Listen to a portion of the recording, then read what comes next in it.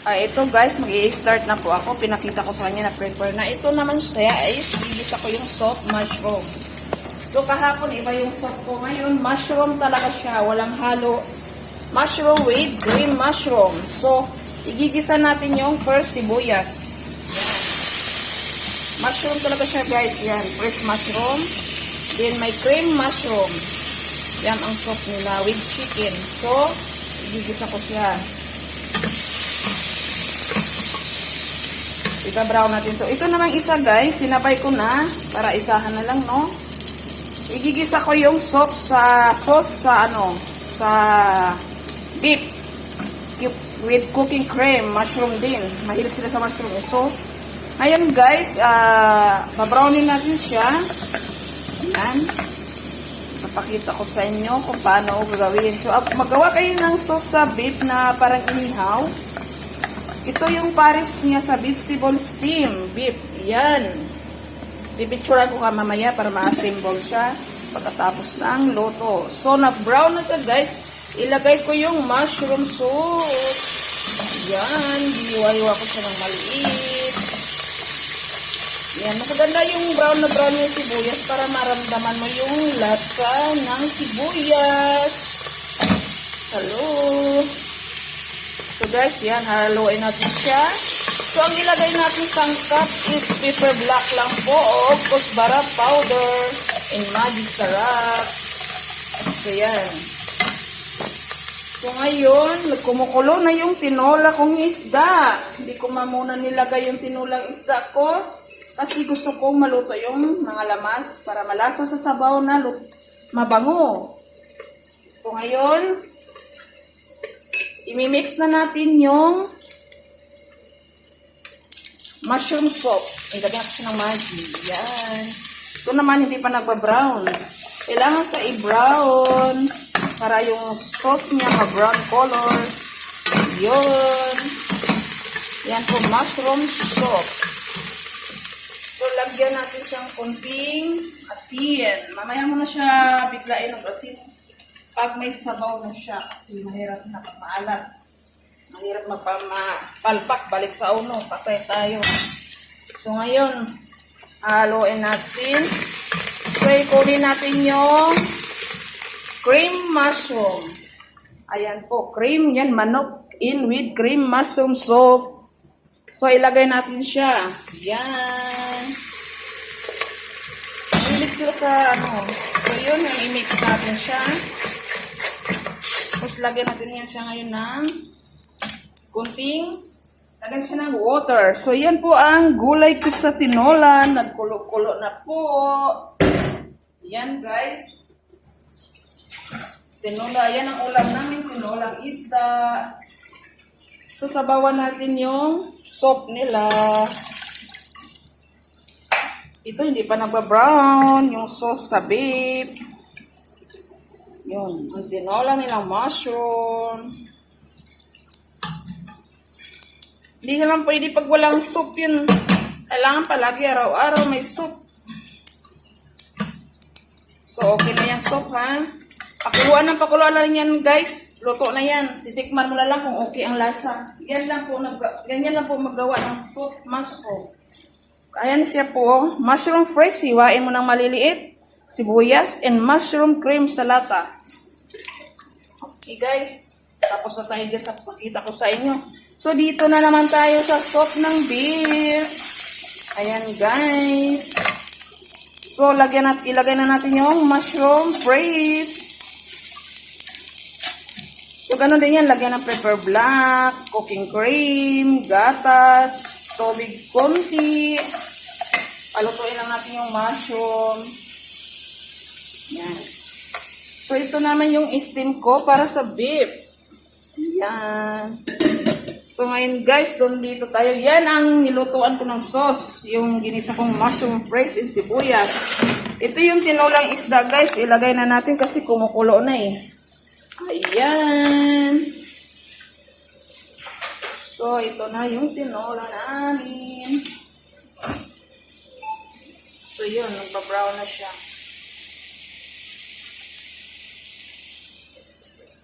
Ayan, abang masarap sana to pag may tanglad. Walang tanglad eh. Ayan. Mahilig kasi yung nagbe-birthday ko ngayon, nakasama ko. Happy birthday po, Ate Bika. Mahilig din sa sabaw. Gustong-gusto niya ang sabaw palagi. So ito, inigisa natin siya.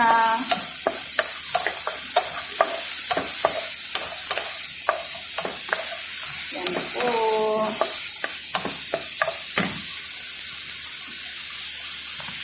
So ngayon, nagkulong-kulo na siya. Anong isusunod natin is tubig konti, ang mushroom. Lagyan din tubig konti para maluto yung mushroom kasi fresh yun, matigas. Yan. So ilalagay na natin konting tubig. Maya-maya lagyan natin ang gatas and cooking cream pampalapot.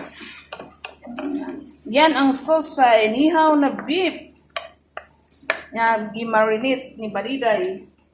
Yan siya. Yan ang sauce niya po. Ihawin ko yan ngayon. Yun po yung ilalagay ko ngayon sa sauce. Cooking cream in gatas na sa can. Pwede din gatas sa galon. So ngayon, lagyan natin siya ng pepper black and Maggi. Yan. So, lagyan natin siya ng Maggi syrup. Yan guys, so, Maggi syrup. So, ngayon, lagyan natin siya ng pampalasa ng pepper black. Diba? Kulong-kulo na yung tinola ko. So, haluin natin siya.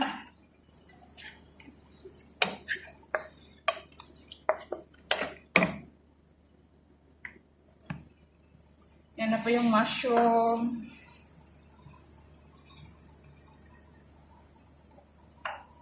Ayan guys.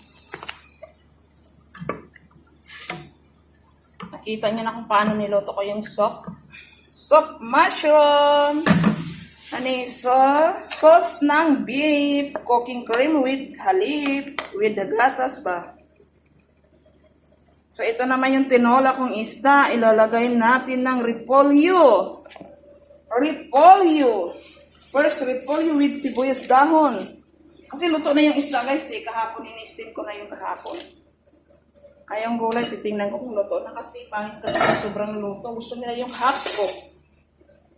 Yan. Gusto nilang half cook. So, luto na yung gulay. Pwede ko siya i-off.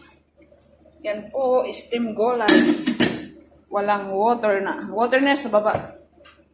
So, ilalunod ko na yung tinola kong isda. Happy na ako pag may sabaw. Saka lang na. Ayan. So, haluin natin siya.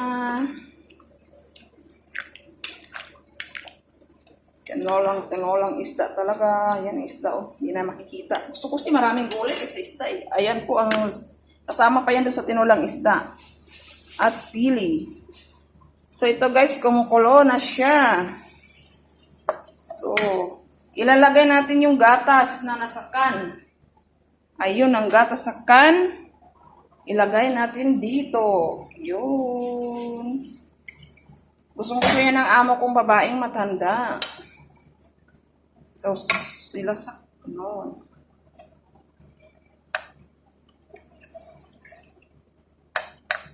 Hindi ko pa ito nalagyan ng asin. Ito yung, ayan na po yung cooking. Yung soup ko na mushroom. Ilagay na natin yung manok para malasa talagang sabaw. Ayan. Thank you for watching now. Is yan. Today is yan ang menu ko now. Is yan. Happy Tuesday. Yan. Ilagay na ko ang manok. Mushroom with chicken. Cook. Fresh mushroom and cream mushroom in salata. Igisa mo lang sa sibuyas. Thank you for watching. Yan na po yung sauce ko.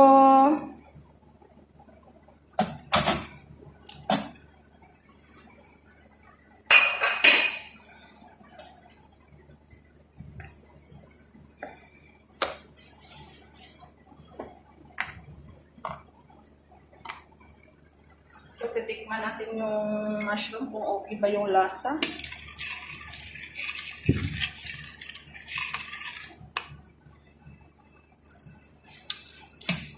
Masarap.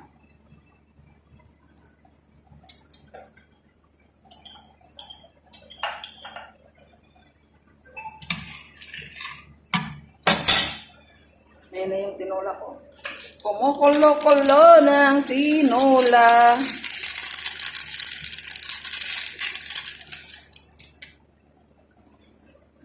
So ngayon, isunod natin ang cooking cream. Yung mushroom, lagyan ko rin siya ng cooking cream. Ayan, isusunod ko yan. Iihawin ko yan. Yan ang sauce niya, ito. Yan. Ilalagay natin ang sauce na cooking cream. Then sa mushroom, lagyan natin ng cooking cream. Diba? Yan.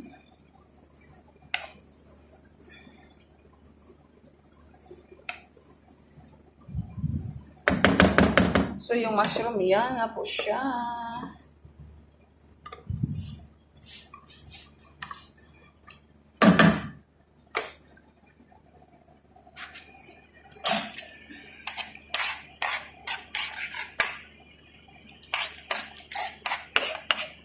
So, wala siyang asin. Yan na po yung tinola kong, tinolang isda.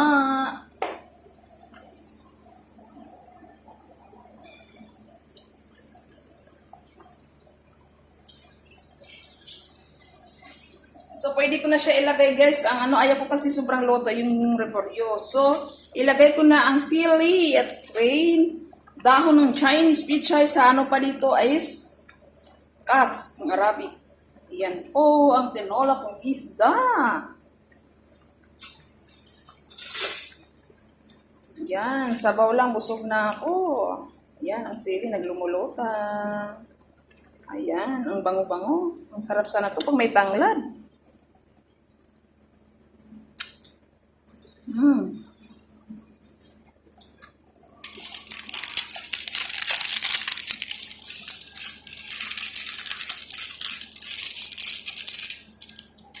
Ayan, kulo-kulo na siya, kulo-kulo.